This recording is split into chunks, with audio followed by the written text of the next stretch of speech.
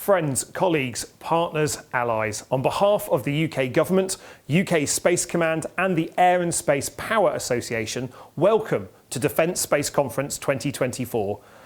Whilst as a self-confessed space geek, it's disappointing my commitments as the Minister for the Armed Forces prevent me from joining you today, I wanted to send this message of support to you all.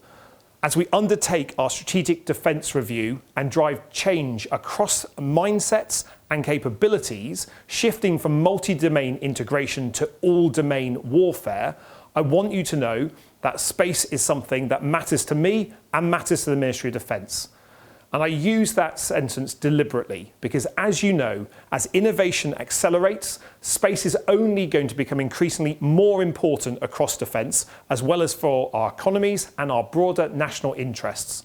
And if we are to emerge successful from this inflection point in technology that's fueling an inflection point in warfare, where space determines the efficacy of so many of our capabilities and those of our adversaries, we must act now and acknowledge that the 21st century space race is also an existential arms race. And with an estimated 360 billion of British GDP supported by satellites, it's also a race for economic security and central to the government's mission to grow the economy. But as our reliance on the domain continues to deepen, it's becoming increasingly competitive, congested and contested. And with the combined satellite fleets of China and Russia growing 70% between 2019 and 2021, staying ahead of the autocratic regimes and aggressors is a team sport. So I'm delighted that so many of our allies and partners are at the conference today and share our ambition to make space open, sustainable and safe for all.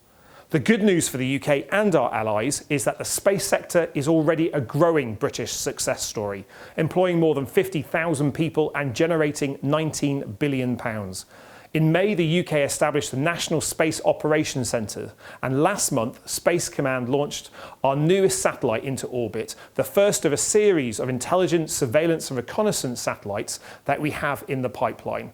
I'd like to set my audience's homework in all my speeches, so just because I'm not there doesn't mean you get away with it. So as you gather from our allied countries, businesses and institutions, my homework is for us to all come together, to put rocket boosters on our collaboration, to ensure those who believe in universal freedoms and a rules-based international system win the 21st century space race.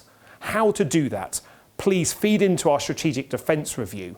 And it's important in space, as it is in other domains, that we need credibility to deter and the advantage to fight and win if necessary. So contribute to that defence review and help ensure the overarching domain of space has the prominence it deserves and requires to keep us safe and secure in our rapidly evolving and increasingly insecure world. Thank you very much.